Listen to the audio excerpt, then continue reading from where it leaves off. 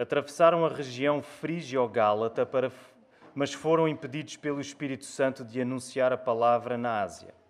Quando chegaram perto da Mísia, tentavam ir para a Bitínia, mas o Espírito de Jesus não o permitiu. Então, passando pela Mísia, desceram para Troade. De noite, Paulo teve uma visão. Nela, em pé, um homem da Macedónia suplicava-lhe: vem para a Macedónia e ajuda-nos. E quando ele teve essa visão, logo procurámos partir para a Macedónia, concluindo que Deus nos havia chamado para lhes anunciar o Evangelho. Verso 14 agora. Uma das mulheres que nos ouviam, chamada Lídia, vendedora de tecidos de púrpura, da cidade de Tiatira, era temente a Deus. O Senhor lhe abriu o coração para acolher as coisas que Paulo dizia. Versículo 16. Aconteceu que, quando íamos ao lugar de oração, veio ao nosso encontro uma jovem que tinha um espírito adivinhador e que, adivinhando, dava grande lucro a seus senhores. Seguindo Paulo e a nós, ela gritava: estes homens são servos do Deus Altíssimo. Eles vos anunciam o caminho da salvação. Ela fez isso por muitos dias. Mas Paulo, já aborrecido com isso, voltou-se e disse ao Espírito: eu te ordeno, em nome de Jesus Cristo, que saias dela. E na mesma hora ele saiu. Verso 27. O carcereiro acordou e, vendo abertas as portas da prisão, sacou a espada para suicidar-se, supondo que os presos haviam fugido. Mas Paulo gritou para ele: não te faças nenhum mal, porque estamos todos aqui. Ele pediu luz, correu para dentro e, trêmulo, prostrou-se diante de Paulo e Silas. Levando-os para fora, disse: senhores, que preciso fazer para ser salvo? Eles responderam: crê no Senhor Jesus, e tu e tua casa sereis salvos. Nesta manhã eu quero pregar acerca de diversidade, mas não a diversidade como o mundo a concebe, diversidade à moda da Bíblia.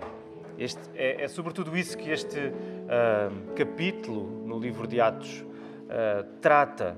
E hoje nós somos uma cultura fascinada, encantada pela ideia de diversidade. Isso não é uma coisa má, a diversidade é uma coisa boa, mas nós percebemos que ela é uma coisa boa sobretudo porque ela é uma invenção de Deus, ela não é uma invenção do homem. Ela não é uma coisa que surge no século XXI com os padrões humanos do século XXI. Mas, no entanto, nós sendo uma cultura muito encantada com a diversidade, nós ainda assim estamos aliados do custo real que essa diversidade exige. Porquê? Porque o facto de sermos chamados a conviver com pessoas muito diferentes de nós implica uma dose inevitável de sacrifício. Nós vamos precisar de abdicar das coisas que são mais valiosas para nós, nomeadamente, por exemplo, o nosso conforto, para criarmos espaço para que outros tão diferentes de nós possam ser acolhidos. Isso é uma coisa tão difícil quanto longe de nós. Por isso precisamos, claro está, precisamos do Senhor Jesus. Porque só Jesus pode dar-nos a verdadeira atitude de encontro, de ir ao encontro dos outros, e Jesus ao mesmo tempo dá-nos a verdadeira atitude de sacrifício. Porquê? Porque Ele foi a encarnação de tudo isto. Ele veio ao nosso encontro e esse encontro significou o seu sacrifício concreto, real, objetivo por cada um de nós. Por isso vamos orar, vamos pedir ao Senhor que Ele faça isto acontecer em nós, para que nós possamos ser encorajados a segui-lo com uma fé reforçada e que o Senhor possa trazer salvação a este lugar. Não só para aqueles que já creem, que possam ser firmados nessa salvação, mas para aqueles que não creem e que possam ser trazidos ao perdão que só Jesus pode conceder. Vamos orar. Obrigado, Senhor, porque nesta manhã nos trouxeste aqui para te louvarmos. É somente esse o nosso propósito, Senhor. É render a Ti toda a honra, toda a glória, toda a adoração, Senhor, porque para isso nós fomos criados. E não há outro propósito que nos preencha, que nos satisfaça, senão esse, Senhor. Quando procuramos tudo o resto, andamos iludidos, andamos enganados, Senhor. Mas obrigado, porque Tu tens misericórdia de nós e nos trazes a esse lugar por aquilo que o Teu Filho Jesus fez. Por isso, ajuda-nos nesta hora também a ouvir a Tua palavra. Senhor, abre os nossos corações, dá-nos o entendimento, ajuda-me a mim, Senhor, a pregar esta palavra. Dá-me as palavras certas, a atitude adequada, o coração despojado, Senhor, para que a Tua Igreja possa ser edificada e Tu sejas louvado, Senhor. É isto que nós queremos pedir e agradecer em nome de Jesus. Amém. Muito bem, nós hoje estamos mais uma vez no Evangelho dos Atos dos Apóstolos e no capítulo 16 nós vemos o Evangelho a alcançar a Europa via Macedónia. O que é Macedónia? A Macedónia, não pensem no país atual que hoje há, mas pensem como aquela região que compreende a Grécia, a nossa atual Grécia.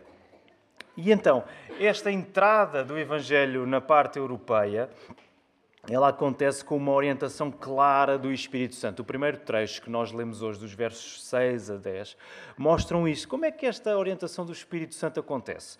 Logo no verso 6, nós vemos que Paulo tinha a intenção, e a sua equipa a intenção, de irem pregar na Ásia, a Ásia Menor, a zona da nossa atual Turquia, mas o Espírito Santo impediu-os.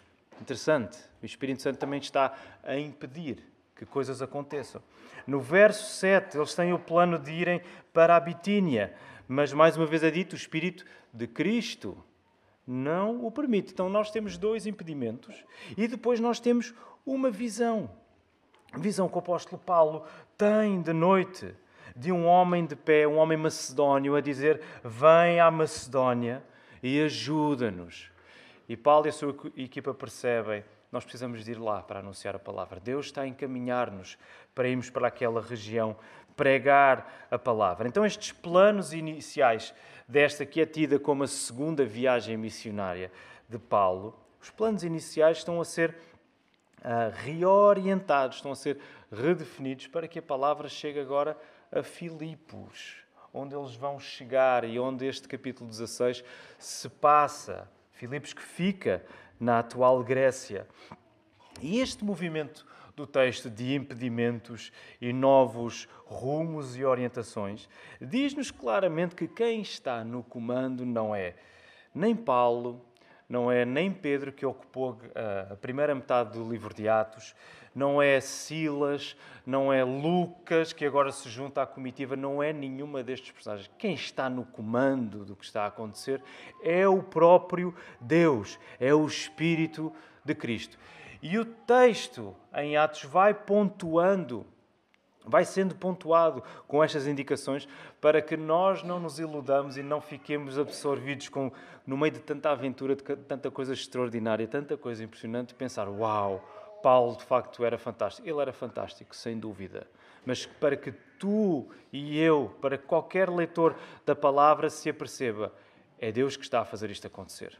É o Espírito Santo. Sem a presença do Espírito enviado pelo Pai e pelo Filho, nem Paulo, nem Pedro, nem qualquer outro homem ou mulher poderiam fazer as coisas que nós lemos que estão a acontecer em Atos dos Apóstolos. E isto dá-nos um princípio muito importante, bem simples, mas fundamental. A soberania divina é o fator decisivo na nossa vida, na vida de qualquer igreja. Para quê? Para nós sermos o povo que vive à disposição daquelas guinadas que Deus quer provocar em nós. E o nosso Deus é um Deus que nos vai dando assim alguns encontrões, volta e meia. Isso geralmente acontece através da vida da igreja. Nós levamos assim uns abanões, uns encontrões para redefinir o nosso rumo. Isto não significa o quê? Não significa que os impedimentos que aqui estão a acontecer, eles são imprevistos no plano de Deus. Não significa isto porque Deus não é apanhado na curva. Deus não é apanhado de surpresa. Não há imprevistos no plano de Deus. Na nossa perspectiva parecem grandes imprevistos, mas no plano de Deus cada um desses impedimentos e caminhos e portas fechadas fazem parte de um plano perfeito estabelecido por Deus, não só para a vida da sua igreja, mas para toda a história. para todos os acontecimentos. E por causa disso, cada uma dessas circunstâncias, cada um desses impedimentos, são oportunidades para cada um de nós, não só oportunidades para o apóstolo Paulo naquele contexto, não só oportunidades para Silas e os seus companheiros, mas são oportunidades para tu e eu. Para quê? Para confiarmos de uma maneira renovada. Uma confiança que se vê num constante avanço e em fé. E deixem-me dar um exemplo prático disto. O pastor Tiago tem trazido este exemplo já várias vezes, ainda aqui há umas semanas, o pastor Tiago falou nisto. Tem a ver com o plano de obras que nós tínhamos completamente fechado na década passada. Isto por volta do ano 2016, 17, por aí. Portanto, já há quase 10 anos. Quando nós tínhamos um plano para reestruturar as nossas instalações aqui, esse plano para avançar, estava tudo feito, precisava da autorização completa do condomínio do prédio. Unânime. E na altura da votação, todos votaram a favor, exceto um vizinho. E na altura, queridos irmãos, nós ficámos muito frustrados com isso. Porque era um plano belíssimo que tínhamos, eram intenções muito boas que nós tínhamos para o nosso templo aqui, para as nossas instalações, e nós não compreendíamos muito bem o porquê de Deus ter fechado aquela porta apenas com um voto. Ao menos que fosse o condomínio inteiro a dizer não. Nós percebíamos logo, Senhor, ok, perdoa-nos. Mas assim foi difícil, porque só uma pessoa é que votou não. Só anos mais tarde é que nós compreendemos o que é que estava em causa. Porque se esse plano tivesse ido para a frente, a Igreja teria investido muito dinheiro, quiçá ter-nos íamos endividado para conseguir cumprir com tudo aquilo que era necessário fazer aqui. E porque isso não aconteceu, nós pudemos abrir uma nova igreja. E os irmãos já tiveram uma ideia no domingo passado de quanto é que custam estas coisas, quanto é que custa plantar uma nova igreja. Se essas obras tivessem acontecido, se esse caminho tivesse sido seguido, uma nova igreja não tinha aparecido na margem sul. E provavelmente, muito provavelmente, não estaríamos hoje a plantar uma igreja em Algés. Portanto, isso contribuiu para que a Igreja ganhasse olhos mais espirituais para vermos que Deus tinha um plano muito melhor, muito mais alto do que aquilo que nós estávamos dispostos a fazer na altura. Isso não significa, como os irmãos sabem, que obras não tenham de ser feitas, elas precisam de ser feitas e vamos investir uma boa parte dos nossos recursos nisso, mas isso significa que isso não é o mais importante na nossa vida. Isso de certo que é importante, tem de ser feito, queremos servir aqueles que aqui estão, mas nós não queremos que isso desvirtue o nosso objetivo principal de continuar a avançar com a proclamação do Evangelho e, em particular, plantando novas igrejas. Portanto, este é um exemplo comunitário da nossa vida como igreja, que nos marcou e que usamos continuamente como exemplo, mas aplica isto à tua própria vida. Seguramente já passaste por momentos em que impedimentos foram colocados à tua frente e os planos que tu tinhas não se concretizaram. E tu não soubeste muito bem decifrar isso. Não soubeste muito bem o que é que isso significava. Mas lembra-te, a partir do momento em que tu pões a tua confiança em Deus, tu sabes que esses impedimentos servem para tu continuares a avançar, não para ficares parado.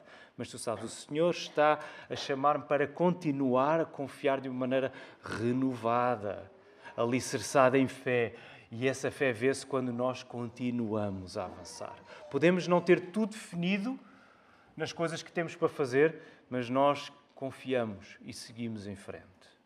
E hoje, neste capítulo 16 do livro de Atos, nós vemos o Evangelho a avançar. Eles foram impedidos de ir até a Ásia Menor, de irem para a Bitínia, para que agora pudessem estar em Filipos. Nós vemos o Evangelho a avançar de duas maneiras. Ele avança geograficamente, porque nós sabemos, essa foi uma promessa de Cristo.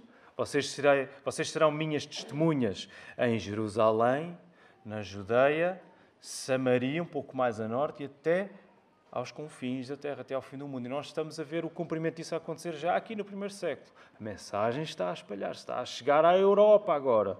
Mas nós vemos também a mensagem do Evangelho, das boas novas da salvação em Cristo Jesus, a avançarem demograficamente, na demografia, na maneira como a população é constituída.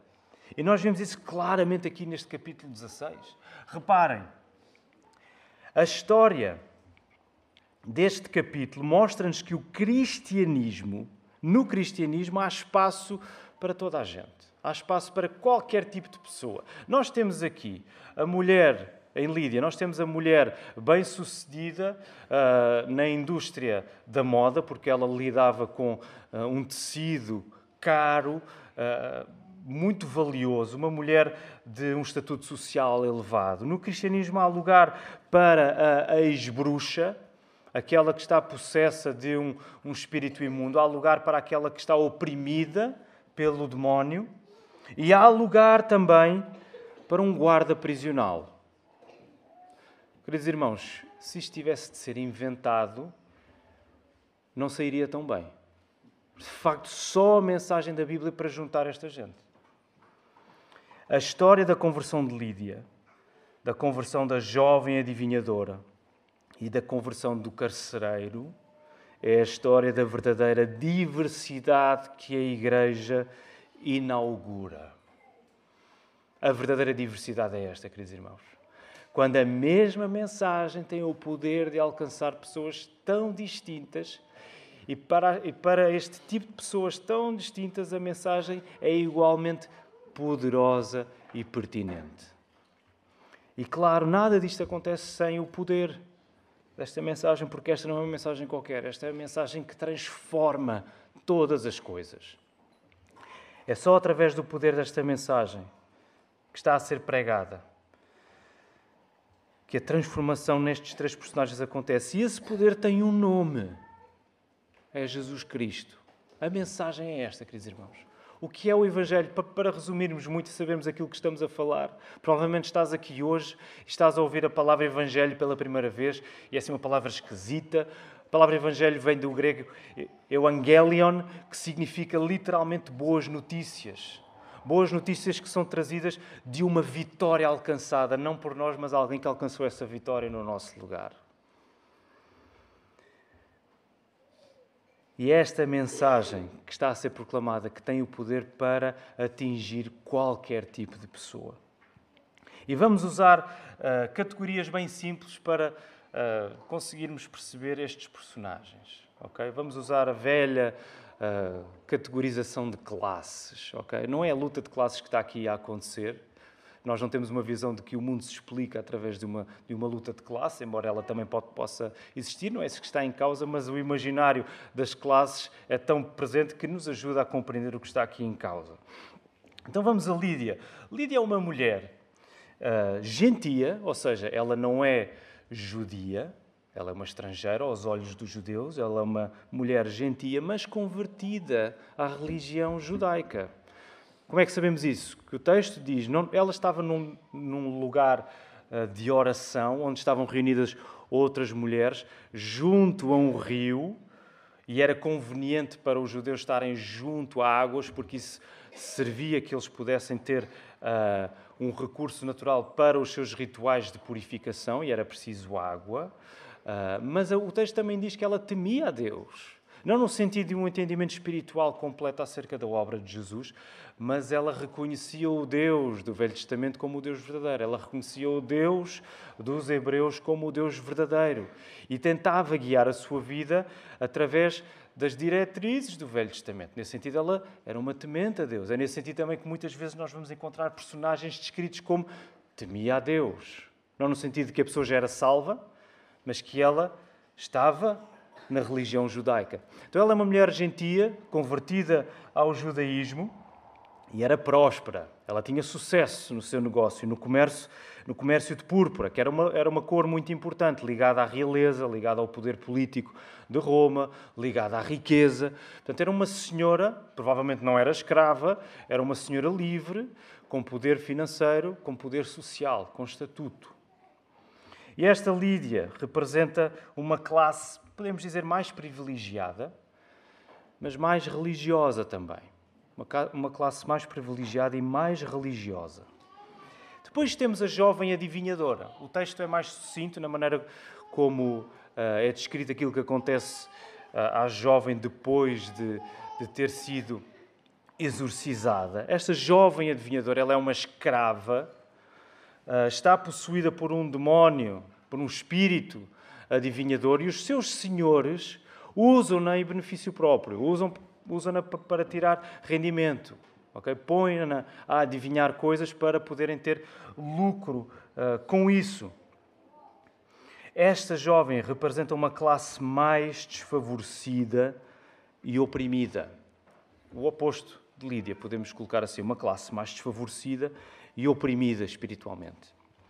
E por último, temos o carcereiro, o guarda prisional. E recordam a história, queridos irmãos. Só para fazer contexto breve, nós não lemos esses versos, mas Paulo e Silas, por causa daquilo que fizeram à jovem, ela deixou de dar lucro aos seus senhores e houve um tumulto. Eles disseram que eles estavam a trazer ensinos que, como romanos, eles não podiam aceitar. Eles foram presos, foram castigados, foram deixados à guarda deste carcereiro. E Paulo e Silas estão na prisão, maltratados, cansados, provavelmente a lutarem pela sua vida por conta dos castigos que já tinham recebido. E eles estão a fazer o quê? Eles não estão a lamorear-se, eles não estão a lamentar-se, eles não estão a ter pena de si próprios. Eles estão a louvar, eles estão a cantar, de tal maneira que é que acontece? Há um terremoto. E o carcereiro fica completamente fora de si, ele não percebe o que é que está a acontecer, vê o terremoto a destruir as cadeias, a destruir aquela prisão, os presos podem fugir e ele pensa, é melhor eu matar-me já. Porque o castigo naquela altura para um carcereiro que não guardava, que não cumpria o seu trabalho, era a pena de morte. E ele pensa, é melhor eu tirar já a minha própria vida. E Paulo percebe e diz, não te faças mal nenhum, nós estamos aqui todos. Então aquele carcereiro era um soldado, provavelmente um soldado romano já aposentado, já fora do serviço. Muitas vezes os soldados romanos que já não estavam a cumprir serviço militar eram colocados neste tipo de funções, a guardar prisões, por exemplo. Este homem representa uma classe mais média, okay? Uma classe média mais operária e sem uma grande devoção religiosa, sem um grande interesse pelos assuntos da fé, ainda que o mundo do primeiro século fosse altamente religioso. Então nós temos esta distinção que nos ajuda a perceber a diferença entre os personagens. Uma mulher, uma classe bem privilegiada, mais religiosa, uma classe mais desfavorecida, oprimida, e uma classe média, mais operária, sem grande interesse pelas questões da fé. Qual é o ponto aqui, queridos irmãos, e o princípio que temos de guardar? A mensagem de salvação é para o religioso, para o oprimido e para o cidadão comum. E a frase vai ficar aí projetada. É para o religioso, no caso de Lídia. Não é a religião de Lídia que a vai salvar, não é a tua religião, não é a religião de ninguém que salva qualquer pessoa, não é o esforço que nós fazemos para sermos muito certinhos nos nossos deveres religiosos que nos vai salvar. Portanto, a mensagem de salvação é para o religioso, a mensagem de salvação é para o oprimido. E podemos perguntar, mas o texto não diz exatamente que aquela jovem foi salva, mas seria muito estranho que o texto não tivesse a trazer implícita a sua salvação. Para já, porque quando exorcismos acontecem no Novo Testamento, eles nunca acontecem para não haver apenas uma transformação física na pessoa. A cura física acontece, a salvação física está lá, mas a salvação espiritual também acontece sempre. E, por outro lado, ela é colocada no meio de uma narrativa acerca de salvação. Portanto, nós temos todos os ingredientes para considerar que aquela jovem foi não só libertada fisicamente, mas foi libertada espiritualmente. Esta mensagem de salvação é também para o cidadão comum. Provavelmente, a maioria de nós identifica-se mais com este carcereiro, uma pessoa que tem um trabalho das 9 às 6, grosso modo, uma pessoa que tem uma família, que tem amigos, que tem passatempos bem normais, gostos normais, uma vida completamente normal, provavelmente sem grande ligação com as coisas da fé, sem grande... Nunca parou para considerar isso. Aquilo que constitui as pessoas de classe média no nosso país. A mensagem de salvação, queridos irmãos, é para cada tipo de pessoa. É tanto para aquela, não é só para o religioso, não é só para a que está oprimida espiritualmente, não é só para a classe média, é para qualquer pessoa. Esse é o ponto deste capítulo. E como é que o poder desta mensagem atinge estas pessoas? Porque elas são pessoas diferentes, com contextos diferentes. Mas esta mensagem atinge aquelas pessoas. Como é que este poder atinge? Nós sabemos que não há nenhuma história de salvação que aconteça sem o quê? O que é preciso para a pessoa ser salva? O texto de Romanos diz-nos isso claramente. A fé vem pelo ouvir. E o ouvir a palavra de Deus. Não há história de salvação sem que a palavra seja anunciada. Não há. A palavra tem de ser pregada, tem de chegar ao coração da pessoa. Ainda assim, vale a pena ver a maneira particular como essa palavra de salvação encontra cada uma destas figuras. Com Lídia, a mensagem da salvação atinge-a através, em particular, através do discurso de Paulo. Vejam, Deus abriu o coração para atender às coisas que Paulo dizia. E aqui a ênfase claro que está a ser dada ao poder de Deus, já lá vamos, mas também ao facto de Paulo estar a usar um método de exposição, de ideias que estão a ser trazidas a Lídia, de pregação para ela pensar, para ela acolher isso, para ela considerar estas coisas. E muitas vezes a mensagem vai ser transmitida assim, vai chegar assim. Com a jovem escrava, possuída por um demónio, esta mensagem atinge-a através do encontro direto com o poder de Jesus Cristo. Na hora, Paulo, já farto de, após vários dias, ela andar atrás deles e falar sobre eles e acerca do que eles vêm fazer, o texto está lá a dizer, no verso 18, Paulo já aborrecido com isso. Imagino Paulo aborrecido. Voltou-se e disse ao Espírito, eu te ordeno, em nome de Jesus Cristo, que saias dela. E na mesma hora saiu. Não houve ali discussão, não houve ali um tempo de adaptação ao demónio. Na hora ele saiu, porque não dependia do poder de Paulo, mas do poder do nome de Jesus que estava a ser invocado. E no caso do carcereiro, a mensagem atinge-o através do terror que ele sente, porque ele fica trêmulo. Ele vê um terremoto. Aliás, antes do terremoto ele estava lá a aguardá-los. Muito provavelmente ele ouviu Paulo e Silas a cantarem. E só isso seria estranhíssimo. Prisioneiros a cantar, contentes, a louvar o Deus deles, depois de terem sofrido o que eles sofreram. Veio o terremoto. E ele começa a pensar, isto sou eu a imaginar o carcereiro, não é? Há aqui alguma coisa que não está bem, isto não é normal. Ainda por cima disso, depois do terremoto, ele vê Paulo e Silas lá parados, eles não fugiram, mas os outros prisioneiros estavam lá todos com ele. Nenhum fugiu. Estavam lá todos. Isto deve ter assustado. Não foi só o terremoto que assustou aquele homem, mas o terremoto provocado pela fidelidade do testemunho de Paulo e Silas e aquilo que estava a acontecer diante dele. O terror que ele sentiu. Ele já não estava a controlar a situação. Então a mensagem atinge estas pessoas, o mesmo poder atinge-as de maneiras distintas.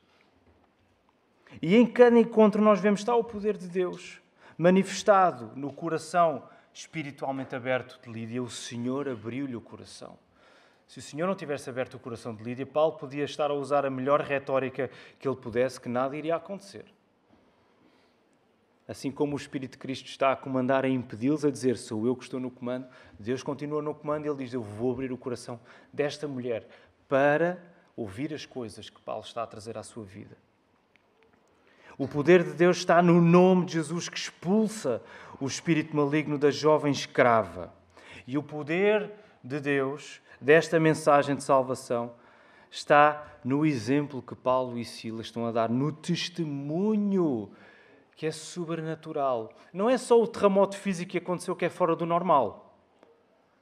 Tão ou mais fora do normal é o testemunho que Paulo e Silas estão a dar. É um terremoto ainda maior que está a ser provocado ali.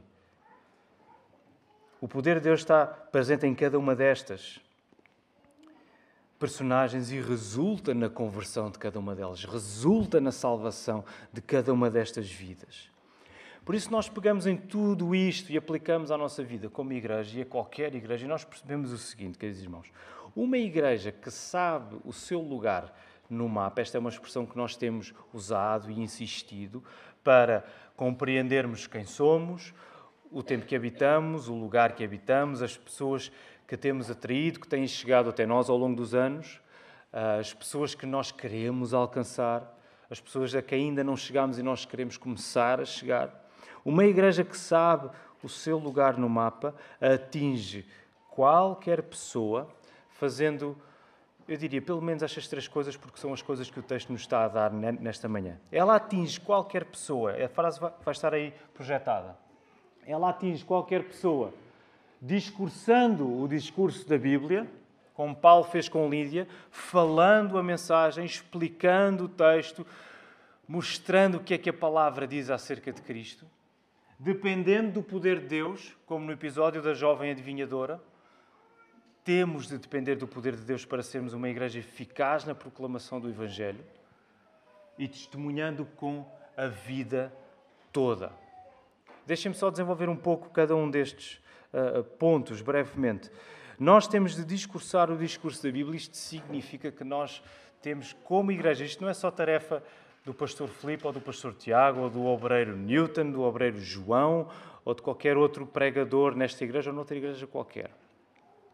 Nós temos de estar prontos, como igreja, a saber trazer a mensagem de salvação, desde a pessoa mais formada, desde o catedrático, até à pessoa menos formada, à criança que vai entrar agora no 1º ano. E, queridos irmãos, nós temos visto, uma boa fatia da nossa igreja é composta por crianças.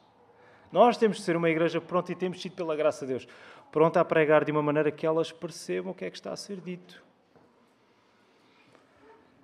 Não queremos ser uma igreja que se especializa num determinado público-alvo. Não queremos ser uma igreja que só prega, por exemplo, para aqueles que leem muito ou que são interessados pelas questões culturais e por aí fora, e tudo isso é importante, tudo isso faz parte. Nós queremos ser uma igreja que prega o Evangelho de uma maneira que qualquer pessoa que aqui entre perceba: esta mensagem é acerca da minha vida. Esta mensagem é onde eu me encontro. E provavelmente uns vão ter mais proximidade e mais oportunidades de se ligarem com pessoas como Lídia, pessoas com mais privilégio, pessoas mais ligadas às questões religiosas, com mais cultura. Outras pessoas vão se encontrar com pessoas que estão a viver oprimidas pelo inimigo, e nós muitas vezes andamos na rua, nos transportes, e não sabemos que pessoas é que nos passam à frente, não sabemos que dificuldades é que as pessoas carregam sobre si. E a maioria de nós, eu diria, que vão se cruzar com pessoas normais, banais, com um emprego, com preocupações normais. Nós precisamos de falar da Bíblia de uma maneira que seja perceptível a toda a gente. Nós precisamos de fazer isso no poder de Deus. Tu não tens a capacidade para o fazer por ti mesmo. E essa é uma tentação grande nas nossas vidas. Quando nós percebemos, ok, as coisas até estão a correr bem, a nossa igreja até está, acho eu, a conseguir fazer as coisas bem, estamos a crescer, estamos com planos para mais igrejas, provavelmente estamos a fazer alguma coisa bem. Eu até tenho conseguido partilhar a minha fé com os meus vizinhos, com os meus amigos, e a tentação imediata é nós olharmos para nós e dizer: se calhar eu até tenho alguma capacidade. Se calhar Deus olhou para mim e disse assim: Filipe é a pessoa indicada para isto. Não tem a ver com isso, tem a ver com o poder de Deus. Se tu esqueceres que Deus é que está no controle, que Ele é soberano e que só pela sua capacidade é que nós vamos ter a capacidade de ser fiéis, nós vamos cair. Nós não vamos ser capazes de levar a mensagem aos outros. E nós precisamos de fazer isto também testemunhando com a vida toda. Sabem que uma das maneiras, eu acredito, mais eficazes que nós temos de chamar a atenção daqueles que estão à nossa volta, dos nossos colegas, dos nossos familiares que não têm fé, dos nossos vizinhos, quem quer que seja. Nós devemos sempre falar de Jesus e estarmos prontos para abrir a Bíblia com eles e explicar-lhes o que está a ser dito, trazê-los para essa compreensão espiritual. Mas nós sabemos também muitas vezes que isso não resulta, ou muitas vezes Deus não quer agir assim naquela hora. Nós continuamos a ser chamados a fazer isso. Mas eu quero destacar aqui uma coisa, que é aquilo que Paulo e Silas fizeram, que é um testemunho 100% verdadeiro. É um testemunho contínuo. É os outros olharem para nós e ver assim: como assim? A tua vida está a ir pelo cano e tu continuas a louvar o teu Deus. Como assim? Tu perdeste o trabalho e tu estás grato? Como assim? Tu estás doente, precisas de ser operado, estás em risco de perder a tua vida por causa dessa doença e estás confiante? Como assim? Tu perdeste aquele familiar e continuas a louvar o teu Deus? muitas vezes é isso que Deus vai usar para chamar a atenção na vida dessas pessoas. Sabem porquê? Porque isso é um terremoto para elas. Elas não têm como explicar isso. E nós somos chamados a mostrar a mensagem, testemunhando com a nossa vida toda, discursando o discurso da Bíblia, dependendo do poder de Deus, e ser um testemunho vivo, constante. Não pela metade, mas com a vida toda em tudo aquilo que nós fazemos. Esta diversidade de Atos 16 não acontece sem custo, e eu quero terminar aqui, queridos irmãos. Porque quando nós lemos o texto, nós apercebemos isto, é muito claro. Esta diversidade que Paulo está investido em tornar uma realidade, ao anunciar a palavra para qualquer tipo de pessoas, ela não acontece sem um sofrimento real, sem um custo concreto. O confronto com as forças do mal é evidente. Esse custo está lá quando Paulo teve de confrontar o espírito daquela jovem adivinhadora. E a prisão de Paulo e Silas é prova disso. Há um custo real que eles tiveram de sofrer na pele por levarem a mensagem adiante. Por isso, ir ao encontro dos outros pede de nós o esforço de sabermos comunicar o Evangelho, porque isso é um esforço. Precisamos de conhecer o Evangelho, precisamos de conhecer a mensagem de salvação, precisamos de conhecer a palavra. Isso pede esforço de nós, queridos irmãos. Há o custo de nos submetermos ao poder de Deus, porque ninguém se submete ao poder de Deus sem uma atitude de submissão, sem uma atitude de humilhação, sem uma atitude de arrependimento, sem uma atitude de oração constante, de súplica, de dobrar os joelhos. Tu podes ter toda a capacidade de convencer quem tu quiseres. Se tu ignorares a tua responsabilidade de estares diante de Deus em súplica, tu vais ser muito pouco útil.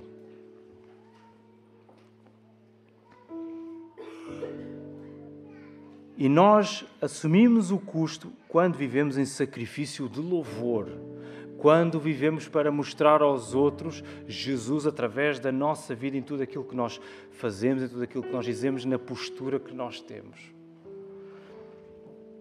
Por isso, queridos irmãos, a última frase que eu quero que vocês fixem e que será projetada. Há um sofrimento objetivo que a Igreja tem de estar disposta a abraçar para que outros abracem a mensagem que ela prega.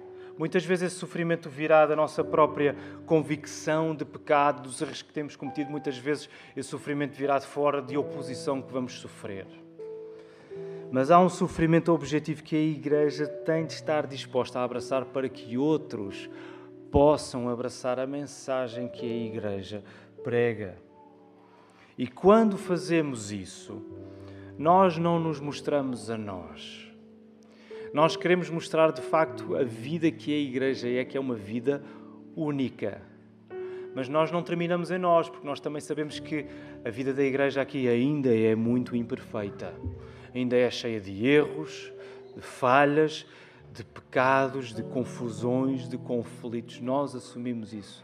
Por isso nós não terminamos em nós para dizer, olha para nós, mas olha para Cristo. Quando nós fazemos tudo isto, nós queremos mostrar unicamente Jesus. Porquê? Porque Jesus foi a encarnação perfeita de tudo isto. Não fomos nós que inventámos estas coisas. Jesus encarnou e Ele é a própria mensagem. Ele é a revelação final e perfeita de Deus para o homem perdido. Jesus é o próprio poder de Deus. E Jesus é o verdadeiro sacrifício de louvor. Ai de nós se quisermos fazer estas coisas para nos mostrarmos. Nós precisamos é de mostrar Cristo. Não há sofrimento, por isso que seja em vão quando estamos em Jesus. Eu quero encorajar-te com isto nesta manhã. Não há sofrimento que nós sejamos chamados a abraçar que seja para nada, que seja em vão. Porquê? Porque nós estamos em Jesus. E o sofrimento de Jesus por nós foi total e foi vitorioso. Por isso agora cada oportunidade que tu tens de ser fiel e de levares a mensagem de salvação aos outros, colocando-te à disposição do custo que isso implica, Tu estás a apontar para o sofrimento perfeito final que Jesus teve de sofrer por ti, que Ele teve de levar por ti. Este é o poder divino que faz de nós um povo diverso e um povo unido na missão de chamarmos muitos mais para a glória do nosso Senhor. Que Deus nos abençoe, queridos irmãos, e que possamos avançar com fé, olhando para Cristo, e que os outros possam olhar para Cristo connosco. Que o Senhor nos ajude. Vamos louvá-lo, vamos ficar de pé nesta hora.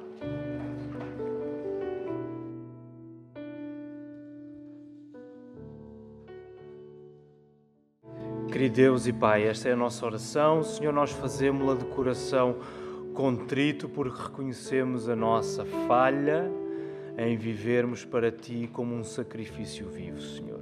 Tu não nos chamas a nos sacrificarmos para nos salvarmos, mas Tu chamas-nos a nos sacrificar porque o Teu Filho nos salvou. Ó Senhor, por isso ajuda-nos a viver de uma maneira em que os outros possam ser atraídos pela fé que Tu nos deste em Cristo Jesus. Ó Senhor, nós pedimos que possas trazer salvação a este lugar, Senhor. Tu possas atrair a Ti as almas daqueles que não Te conhecem, que ainda se opõem a Ti, Senhor. Tu possas constrangê-los, Senhor, quebrar o seu coração. Quebra também o coração da Tua igreja, que já é Tua, Senhor, para que possamos Te obedecer de uma maneira mais pronta, não com medo da dificuldade que possa vir, mas segura no facto de que Tu estás connosco e de que Tu tens tudo planeado e orquestrado até ao final, Senhor. Obrigado. Que a graça do Senhor Jesus Cristo, o amor de Deus Pai e a comunhão do Espírito Santo seja com todos agora e para sempre. Amém.